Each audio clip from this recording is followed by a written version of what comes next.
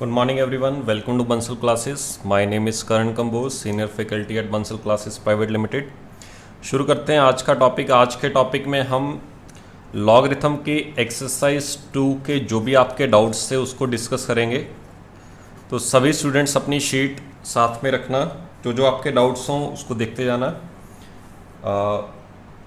सबसे पहले बच्चों का डाउट था क्वेश्चन नंबर 4। क्वेश्चन नंबर 4 लिख लेते हैं। क्वेश्चन नंबर 4 में गिवन है log of a to the base 2 की वैल्यू गिवन है s। सबसे पहले ये लिखा करो गिवन क्या आपके पास, log of b to the base 4 की गिवन है s का स्क्वायर, फिर log of a to the base c square की वैल्यू गिवन है 2 अपॉन s क्यूब प्लस 1। ये आपको गिवन है सब कुछ। देखते हैं हमसे पूछा गया log to the base 2 a का स्क्वायर b की पावर 5 अपॉन c की power 4 in the terms of s की फॉर्म में इसका सारा का सारा आंसर आना चाहिए। अगर आप सब कुछ देखोगे कि a की पावर में लिखा हुआ है, सॉरी 2 की फॉर्म में लिखा हुआ है, 2 लिखा हुआ है, 2 का स्क्वायर लिखा हुआ है, ऊपर 2 का क्यूब लिखा हुआ है और ये बेस 2 लिखा हुआ है। तो हम कोशिश करते हैं इसको पहले तो एक्सपोनेंशियल फॉर्म में लेके जाने की। यहाँ से a आ जाएगा आपके पास 2 की पावर s, b आ जाएगा 4 की पावर s का स्क्वायर, और यहाँ से 8 आएगा, 8 आ जाएगा c स्क्वायर की power 2 upon s cube plus 1। इसको मैं थोड़ा सा और सिंप्लीफाई करूँ तो सबको 2 की फॉर्म में लेके जाता हूँ, तो इसको मैं b को लिख सकता हूँ 2 की पावर 2 इंटू एस का स्क्वायर। लॉ ऑफ इंडिसेस से आप कर सकते हो। इसको थोड़ा सा सिंप्लीफाई करें। पहले तो 8 को मैं लिख सकता हूँ c की पावर 2 इंटू, ये पावर मल्टीप्लाई होती है तो 2 इंटू 2 कितना हो जाएगा 4 अपॉन एस क्यूब प्लस 1। ठीक है, ये c आ गया आपके पास, c की पावर ये आ गई। और अब बड़े ही आराम से देखते हैं,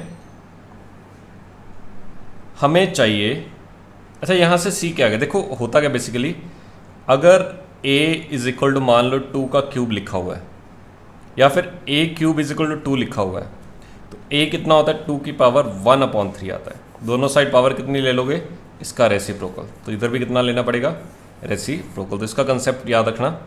तो यहाँ से अगर कोई मेरे से c पूछे c कितना आएगा, तो मैं ऐसा लिख सकता हूँ, ये 2 का क्यूब लिखा हुआ है, ये 2 का क्यूब, और इसका रेसिप्रोकल क्या आ जाएगा s क्यूब प्लस 1 अपॉन 4, इसका उल्टा आ जाएगा, और इधर क्या बच जाएगा सिर्फ c। दोनों साइड आपने ये पावर लोगे अगर ये वाली, तो इधर भी आपने लिखा s क्यूब प्लस 1 अपॉन 4, ये कट जाएगा, 1 बचेगा, c इज इक्वल टू ये आ जाएगा। तो ये c की वैल्यू ये आ गई, फाइनली ये आ जाएगी, this implies c is equal to 2 की पावर, ये मल्टीप्लाई हो जाएंगी इंटू एस क्यूब प्लस 1 और डिनोमिनेटर में 4 लिखा हुआ है। तो यहाँ तक हम आ चुके हैं।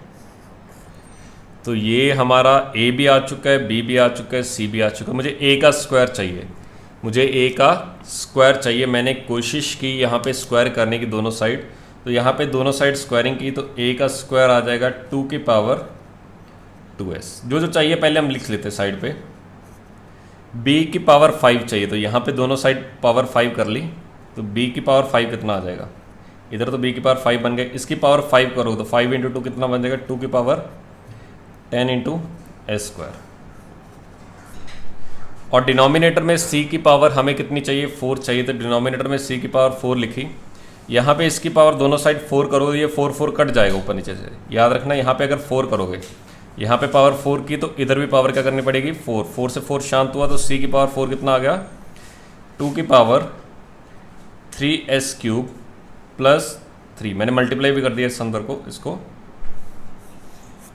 अब हमें ये चाहिए, हमें चाहिए a स्क्वायर इंटू बी की पावर 5 अपॉन c की power 4।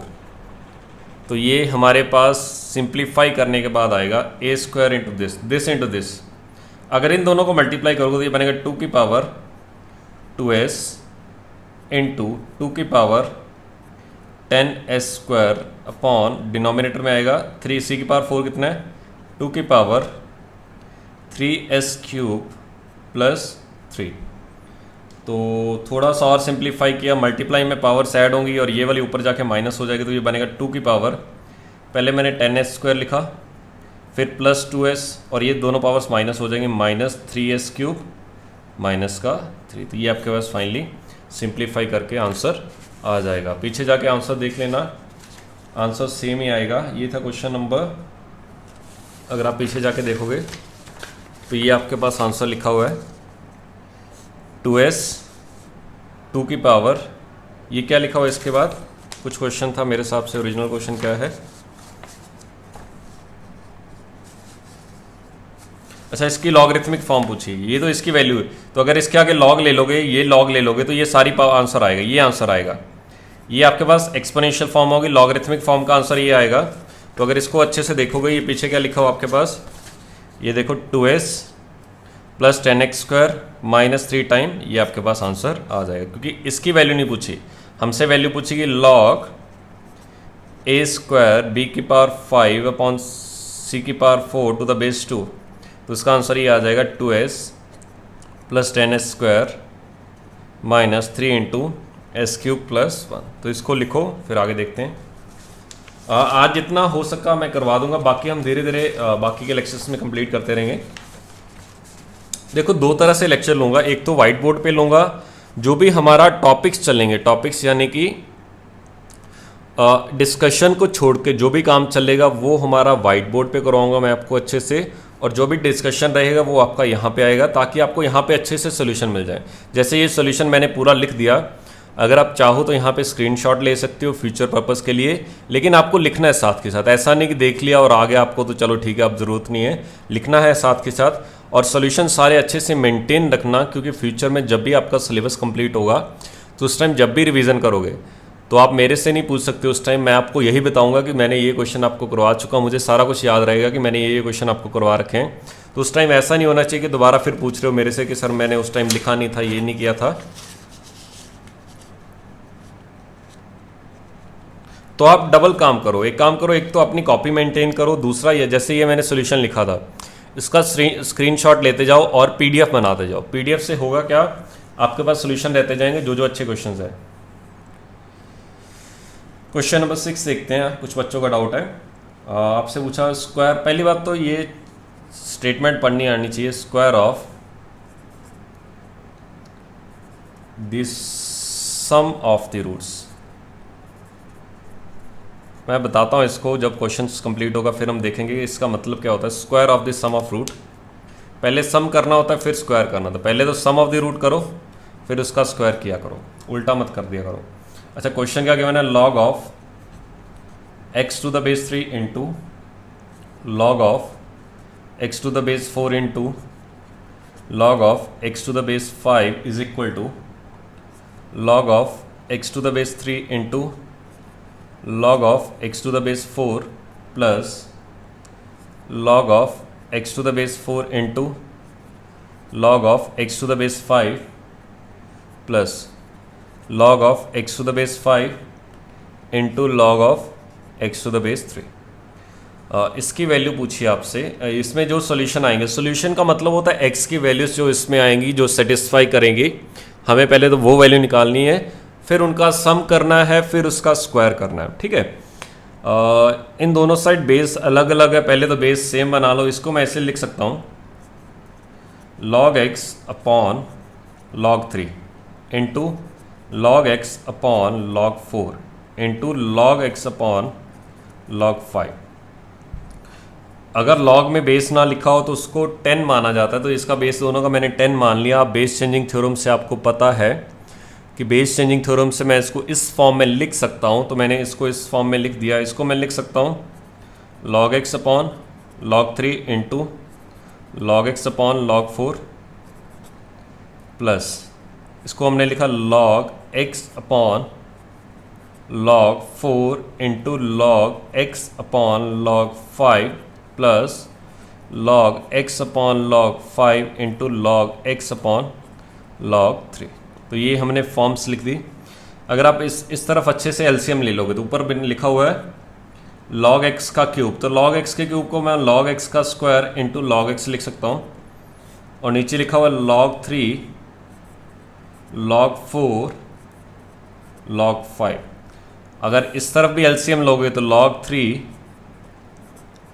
Into log 4 into log 5 बनेगा। अच्छा, log स्क्वायर एक्स है, log स्क्वायर एक्स है, log स्क्वायर एक्स, ये पूरे में से कॉमन आ जाएगा अंदर। इसमें किसकी कमी है डिनोमिनेटर में? log 5 की। इसमें किसकी कमी है? log 3 की। इसमें किसकी कमी है? log 4 की। कहीं भी मैं जल्दबाजी नहीं करूँगा, बड़े ही आराम से करवा रहा हूँ, तो आपको भी बड़े आराम से लिखना है। अच्छा, अगर अच्छे से देखोगे डिनोमिनेटर कट रहा है, ये तो कांस्टेंट वैल्यू है, ये एक वेरिएबल है, इसको काटोगे तो log स्क्वायर एक्स को 0 लिखना पड़ेगा। क्यों लिखते हैं? देखो ऐसे, और जैसे x square is equal to x लिखा हुआ है, तो ऐसा मत लिखा करो कि x से x काट दिया तो x is equal to 1 answer आ गया। यहाँ पे ये गलत हो जाएगा, x इज इक्वल टू 1 इसका आंसर नहीं है। x को इस तरफ लेके जाओ। असली सोल्यूशन कैसे आता है? X square minus x is equal to 0, x into x minus 1 is equal to 0, तो x इज इक्वल टू 0 आता है या फिर x इज इक्वल टू 1 आता है। दो सोल्यूशन आते हैं।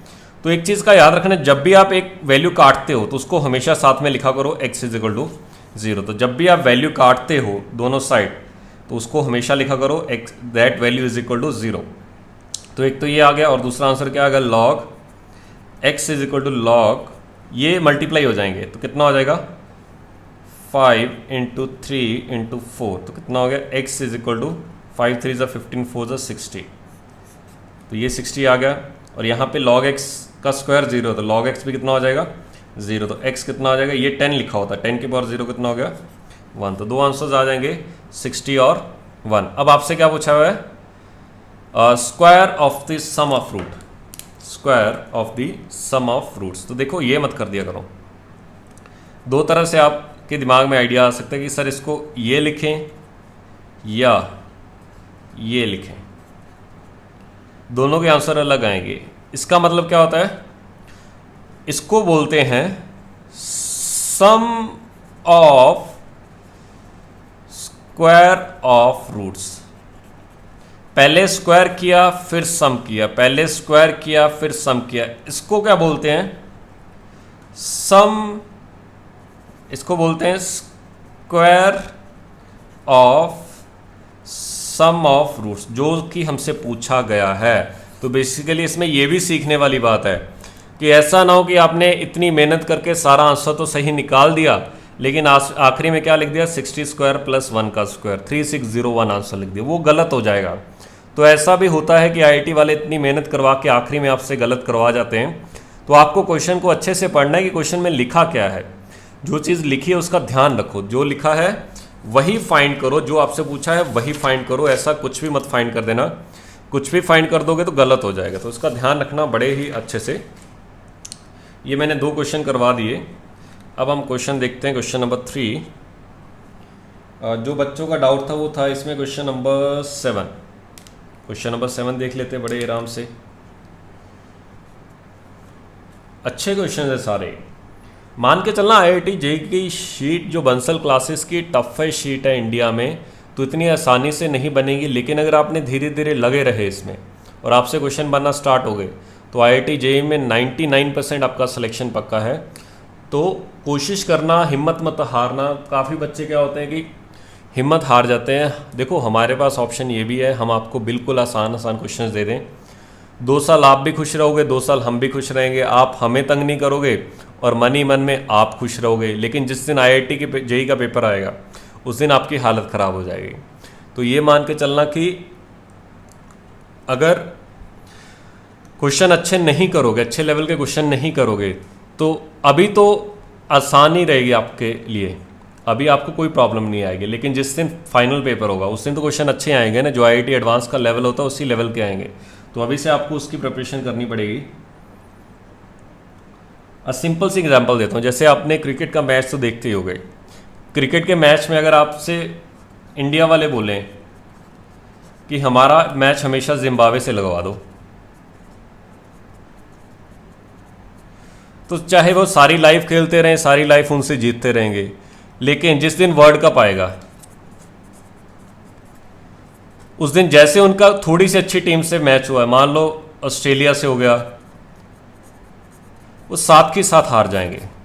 आप भी समझते हो कि क्यों हारेंगे, क्योंकि उनके साल में अगर मान लो उन्होंने 20 मैच खेल दिए इनके साथ, 21वां मैच उनका इसके साथ आ गया, तो उनकी प्रैक्टिस ही नहीं रही। उनको धीरे धीरे आदत डल गई कि मुझे मुश्किल बॉल कोई खेलनी ही नहीं है। लेकिन जैसे ऑस्ट्रेलिया वाले बॉलर आएंगे, ऑस्ट्रेलिया वाले बैट्समैन आएंगे, तो साथ के साथ उनकी हालत क्या हो जाएगी, ख़राब हो जाएगी। तो इसीलिए अगर इंडिया वाले अच्छी अच्छी टीम्स से मैच खेलेंगे, अच्छी अच्छी बॉलिंग उन्होंने प्रैक्टिस की होगी, तभी वो आखिरी में वर्ल्ड कप जीतने के चांसेस है। लेकिन अगर वो सारी की सारी मतलब 2-3 साल तक मान लो बिल्कुल बेकार टीमों से खेलते रहे, जिनका मतलब कुछ भी इंपॉर्टेंस ही नहीं है, जिनको ज़्यादा रैंकिंग जिनकी काफ़ी पीछे है, तो जिस दिन वर्ल्ड कप आएगा वो पहले ही राउंड्स में बाहर हो जाएंगे। तो इसलिए सेम कंसेप्ट आपका है कि अगर आपने 2 साल तक बिल्कुल बेकार बेकार क्वेश्चंस करते रहे, हमें भी कोई प्रॉब्लम नहीं है। देखो इसमें हुआ क्या, इंडिया वाले 3 साल खुश रहेंगे कि हम हर मैच जीत रहे हैं, हर मैच जीत रहे हैं, लेकिन जैसे ही वर्ल्ड कप आएगा, फाइनल आएगा, उसमें वो साथ के साथ पहले राउंड में बाहर हो जाएंगे। तो उनको उस टाइम ये रिग्रेट होगा सारा कि काश हमने वो 3 साल जो इतने इंपॉर्टेंट मैच नहीं थे, उसके चक्कर में हम वर्ल्ड कप हार गए और पहले राउंड में बाहर हो गए। तो इसीलिए मैं आपको बोल रहा हूँ कि अभी क्वेश्चंस मुश्किल करो, जितना हो सकता है टफ से टफ क्वेश्चंस करो, क्योंकि आपके पास टाइम है। अगर आपसे नहीं भी बनते, अभी आपके पास टीचर्स अवेलेबल हैं। लेकिन अगर अभी आप आसान क्वेश्चंस हम आपको करवाते रहे, तो आपको पता ही नहीं चलेगा कि आप किस लेवल पे पहुँचे हो, आपको लेवल का आइडिया नहीं लगेगा। लेकिन जैसे जैसे मुश्किल क्वेश्चन आप सॉल्व करते जाओगे, स्टार्टिंग में आपको प्रॉब्लम्स आएंगी, लेकिन जिस दिन आपसे क्वेश्चन सॉल्व होना स्टार्ट हो गए, अभी स्टार्टिंग में आउट ऑफ 10 मान लो 1-2 क्वेश्चन होते हैं, फिर एक टाइम आएगा after 2 to 3 months 3-4 question solve होने स्टार्ट होंगे, फिर 5-6 होना स्टार्ट होंगे। देखो 6 से ज़्यादा तो वैसे भी नहीं बनेंगे, क्योंकि आपको पता है कि IIT JEE की सिलेक्शन 40% पे हो जाती है, और अगर 50 to 60% मार्क्स आते हैं तो काफ़ी अच्छा कॉलेज मिलता है उसमें।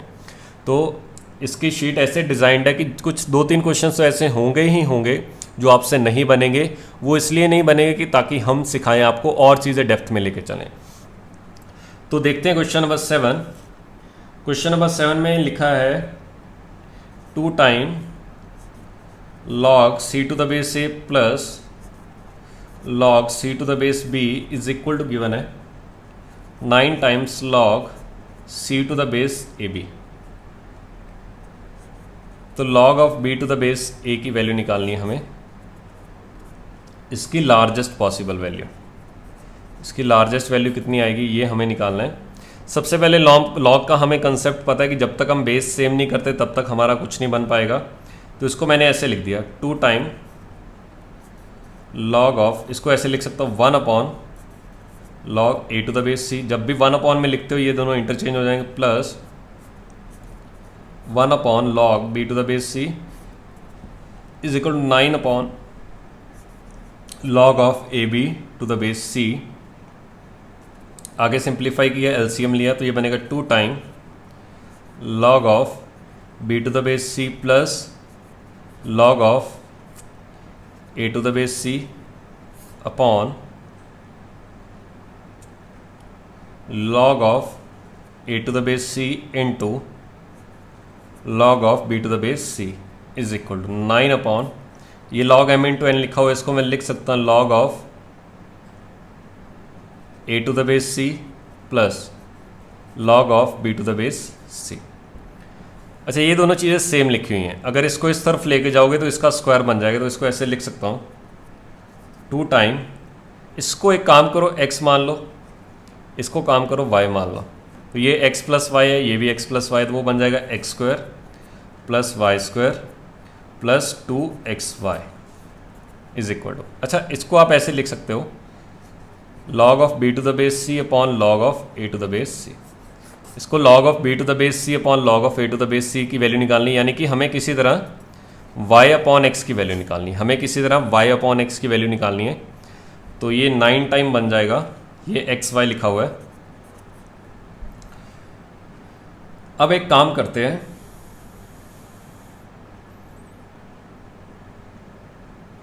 थोड़ा सा सिंप्लीफाई किया, ये बना 2x square plus 2y square plus 2 into 4, 4 में से 9 गए, minus 5xy is equal to 0। देखो ये x और y में सेम डिग्री की टर्म है, यहाँ पे x की डिग्री 2 है, यहाँ पे y की डिग्री 2 है, ये भी डिग्री 2 की टर्म है, क्योंकि 1 इंटू 1 मल्टीप्लाई में डिग्रीज क्या हो जाती है, ऐड, तो सेकेंड डिग्री की टर्म है सारी की सारी। इसमें हमें निकालना है y अपॉन एक्स की वैल्यू, पूरे को डिवाइड कर दो एक्स स्क्वायर से। इस तरह क्वेश्चन को आपको फाइंड करना चाहिए। जैसे पूरे को एक्स स्क्वायर से डिवाइड करोगे ये 2 बनेगा, प्लस ये 2 टाइम y अपॉन एक्स का स्क्वायर बनेगा, -5 टाइम इसको एक्स स्क्वायर से डिवाइड किया तो एक एक्स तो कटेगा और y अपॉन एक्स बच जाएगा, इज इक्वल टू 0। आपको y अपॉन एक्स निकालना है, उसको t मान लो। जैसे y अपॉन एक्स को t मानो तो ये बन जाएगा 2t square -5t plus 2 is equal to 0।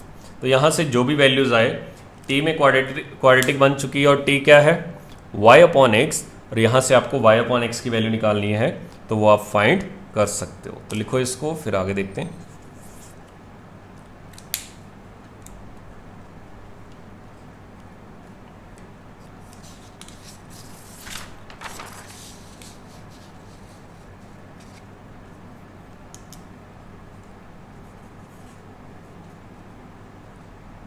Question number 8 वैसे तो पीछे स्पेशल डीपीबी में आ चुका है, मैं करवा चुका हूँ ऑलरेडी, फिर भी मैं एक बार हिंट बता देता हूँ। आज के बाद दोबारा मत पूछना क्योंकि ये ऑलरेडी एक बार आ चुका है और आप लोग सेकंड टाइम पूछ रहे हो। इसकी वैल्यू ये गिवन है, बाकी और कुछ गिवन है, ठीक है। क्वेश्चन नंबर 8 देख लेना, ये क्वेश्चन आपका, इसकी वैल्यू गिवन है, ये गिवन है, ये गिवन है, और आपसे ये वैल्यू पूछी है। तो मैं एक वैल्यू फाइंड कर लेता हूँ, बाकी आप अपने आप फाइंड कर लोगे सेम कंसेप्ट से। आपसे पूछा गया a की power log 7 to the base 3 का स्क्वायर। तो आज के बाद याद रखना इसको, सेल एक्स स्क्वायर को x इंटू एक्स लिख सकते हो। तो ये मसाले का स्क्वायर लिखा हुआ है, मसाले के स्क्वायर को आपने लिखा मसाला इंटू मसाला। इस पूरे की जगह आप 27 लिख सकते हो। तो 27 की power log 7 to the base 3 आया। अब मैं अच्छे से जानता हूँ कि अगर ये दोनों आइटम सेम हो तो आंसर ये आता है। तो इसको सेम बनाने के लिए 27 है, ये 3 है, तो इसका क्यूब कर दिया और इसका क्यूब कर दिया, तो आंसर क्या आ गया, 7 का क्यूब। तो यहाँ से इस तरह की इसका आंसर निकाल लिया। सेम कंसेप्ट से मैं बाकी सभी आंसर भी निकाल सकता हूँ। तो ये इस तरह से आप फाइंड कर सकते हो। ये था क्वेश्चन नंबर 8। फिर इसके बाद जो बच्चों का डाउट था वो था क्वेश्चन नंबर 10 तो बिल्कुल आसान है।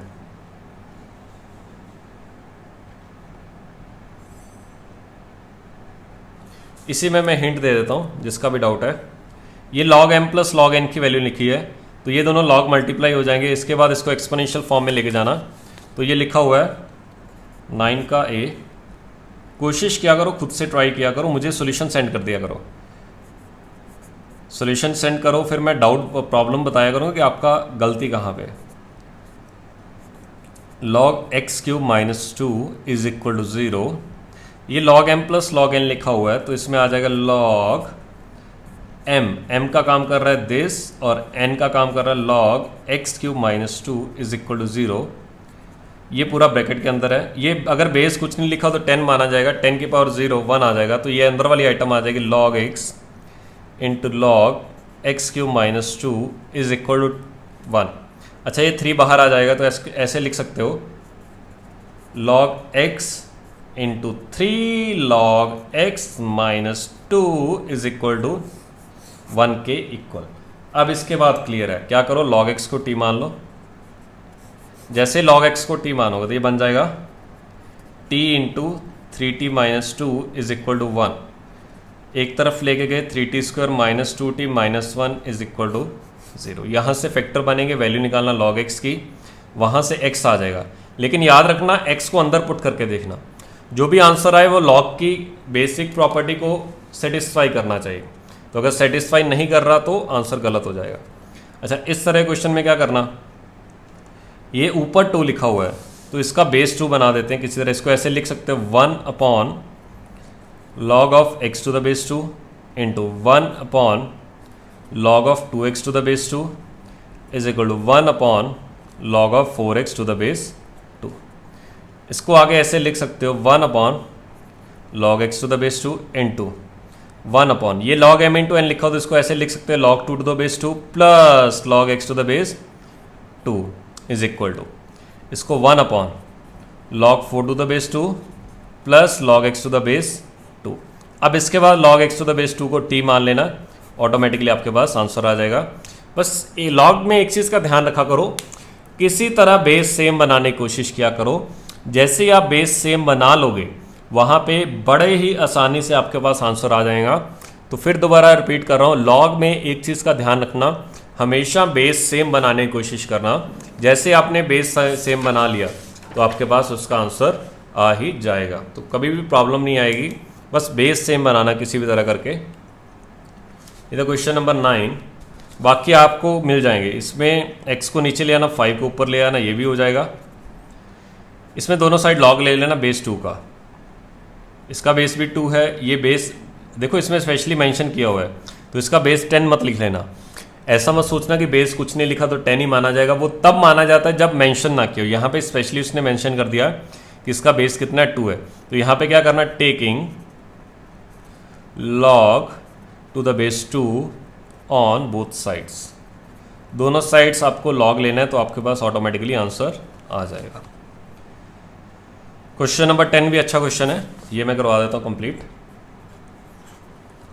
क्वेश्चन नंबर 10 में लिखा हुआ है log x to the base a into log x y z to the base a is equal to 48। इसको ऐसे लिख लो, log x to the base a into log x to the base a plus log y to the base a plus log z to the base a, और ये कितना given है, 48। Similarly जो second वाला है उसको ऐसे लिख लो, log y to the base a into log y to the base a, sorry x to the base a, ये a है या a, हाँ a ही है, log y to the base a plus log of z to the base a is equal to 12।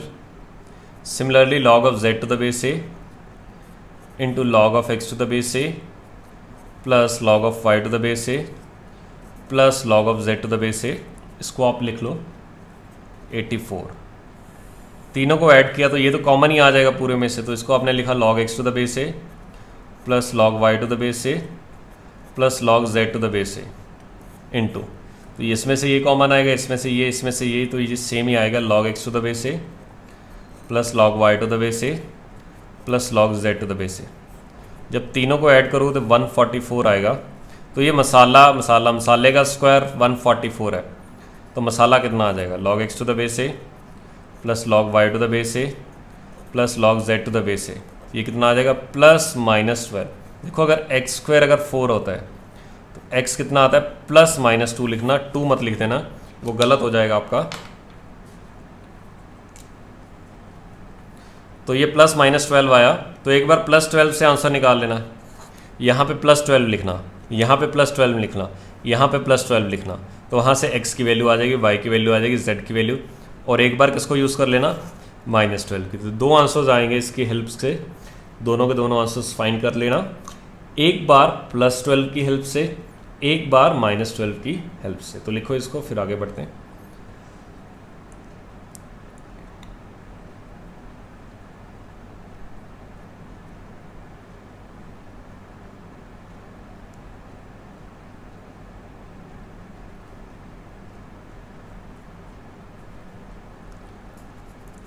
Question number 13,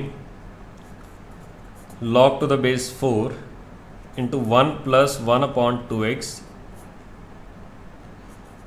log to the base 3 is equal to log of xth root of 3 plus 27। ये question आपको class notes में मिल जाएगा। Class notes में कुछ last में जाना, characteristic और mantissa से पहले, करेक्टरिस्टिक मेंटिसा से पहले आपको क्वेश्चन मिलेगा, वो कुछ ऐसा मिलेगा, xth रूट ऑफ 5 वाला, बिल्कुल मिलता जुलता क्वेश्चन है।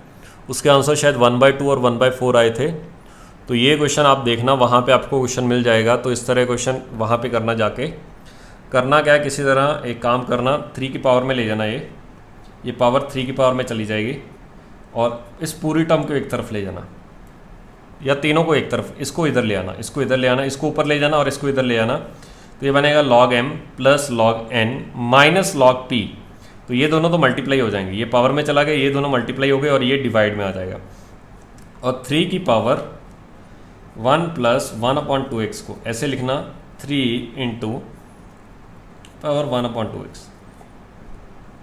और ये क्या लिखा हुआ है, ये लिखा हुआ है 3 की पावर 1/x। ये क्या लिखा हुआ है 3 की पावर 1/2x। अगर ये t लिखा हुआ है तो ये क्या लिखा हुआ है t का स्क्वायर। इतना करने के बाद 3 की पावर 1/2x को t मान लेना। अगर 3 की पावर 1/2x t है तो 3 की पावर 1/x कितना हो जाएगा, t का स्क्वायर। जैसे ये सॉल्व करोगे आपके पास आंसर आ जाएगा। लेकिन एक चीज़ का ध्यान रखना, जब भी x⁻³ लिखा हो, ये लिखा हो x ऐसे लिखा हो, अगर तो ऐसे लिखा हो डायरेक्टली क्वेश्चन में तब तो कोई प्रॉब्लम नहीं है। लेकिन अगर ऐसे लिखा हो तो यहाँ पे x हमेशा नेचुरल नंबर आना चाहिए जो भी आंसर आएगा, और x हमेशा ग्रेटर देन इक्वल टू 2 आना चाहिए। एक तो नेचुरल नंबर आना चाहिए और एक हमेशा 2 या 2 से ज़्यादा आना चाहिए। कभी भी 2 से कम नहीं होना चाहिए। अगर वो 2 से कम है तो आपका आंसर वो नहीं इंक्लूड किया जाएगा, वो आपका एक्सक्लूड किया जाएगा। तो इस चीज़ का ध्यान रखना। तो लिखो इसको, फिर आगे देखते हैं।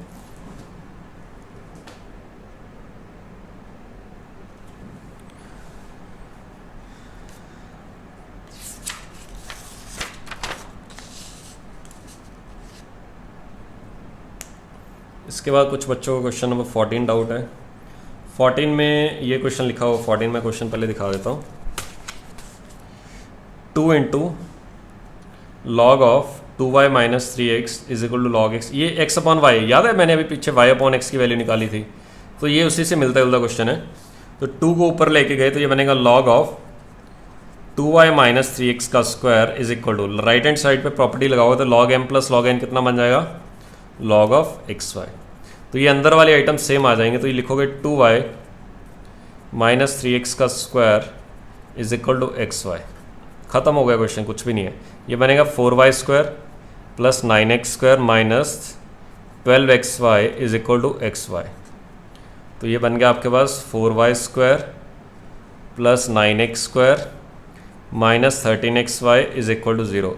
इस बार डिवाइड कर देना y स्क्वायर से, क्योंकि हमें इस बार क्या चाहिए, x/y। अगर तो y/x चाहिए होता तब मैं डिवाइड कर देता x स्क्वायर से, लेकिन अभी क्या चाहिए, x/y। तो जैसे y स्क्वायर से डिवाइड करोगे ये बनेगा 4, ये बनेगा 9 x/y का स्क्वायर माइनस 13, ये बन जाएगा x/y is equal to 0। x/y में क्वाड्रेटिक बन गई, x/y को t मान लेना, आपके पास आंसर आ जाएगा। आज का आखिरी क्वेश्चन, एक और क्वेश्चन कर लेते हैं। ये आखिरी क्वेश्चन में लिखा हुआ 3 की पावर, ये बिल्कुल आसान क्वेश्चन हैं, इतने मुश्किल नहीं, बस ट्राई करते नहीं हो आप, साथ के साथ छोड़ देते हो। मेरे को सॉल्यूशन सेंड कर दिया करो, मैं गलती बताया करूँगा, मज़ा आएगा अगर खुद की गलती पता लगेगी। 3√3 होता है 3 की पावर 1 इंटू 3 की पावर 1/2, तो ये 3 की पावर 3/2 लिखा हुआ है। सिंपल सा कंसेप्ट है, बेस सेम है तो पावर को क्या कर दो, सेम कर दो। तो यहाँ से क्या लिख दोगे, log x to the base 9 का square minus 9/2 log x to the base 9 plus 5 is equal to 3/2। खत्म हो गया क्वेश्चन। इसको t मान लेना, तो t में क्वाड्रेटिक बन गई, क्वेश्चन खत्म, कुछ भी नहीं है। इतना करते हैं, बाकी अब खुद से ट्राई करना दोबारा, फिर हो सकता है आपके काफ़ी डाउट्स क्लियर हो गए हों। तो आज के लिए इतना ही काफ़ी है, थैंक यू सो मच। फिर मैं रिपीट कर रहा हूँ, जो भी सॉल्यूशंस होंगे आपके शीट के, जो भी हम डिस्कशन करेंगे वो मैं यहाँ पे करवाया करूँगा, ताकि आपके पास ये प्रॉपरली सॉल्यूशंस मेंटेन हो जाएं। लेकिन आपको खुद को भी लिखने हैं सारे। और फिर रिपीट कर रहा हूँ, सारे के सारे सॉल्यूशंस अच्छे से मेंटेन रखना, कहीं पे भी किसी भी तरह रफ वर्क मत करना। अगर आप रफ वर्क करोगे, कॉपियाँ फेंकते जाओगे, तो बाद में जब आप रिवीजन करोगे तब आपके पास कोई भी सॉल्यूशन नहीं होगा। तो आपको दोबारा फिर मेरे को पूछना पड़ेगा। हो सकता है उस टाइम मैं बिजी हूँ या फ्री हूँ, वो कुछ नहीं पता, उस टाइम आंसर बता सकूँ इमीडिएटली या नहीं। क्योंकि अगर आप इमीडिएटली सॉल्व कर रहे हो तो अगर आपके पास सॉल्यूशंस मेंटेन्ड हुए, आप जल्दी जल्दी वहाँ पे जाके देख सकते हो और अपना सॉल्व कर लिया करोगे। लेकिन मुझे मैसेज सेंड करोगे, मैं 1-2 घंटे बाद बताऊँगा, तो उससे आपको काफ़ी प्रॉब्लम्स आएंगी। चलिए मिलते हैं नेक्स्ट क्लास में। नेक्स्ट क्लास में हम कंपाउंड एंगल को कंटिन्यू करेंगे, और इसका सॉल्यूशंस मैं 1-2 लेक्चर के बाद दोबारा और कंप्लीट कर दूंगा, जो भी आपके रहेंगे। चलिए मिलते हैं, थैंक यू सो मच।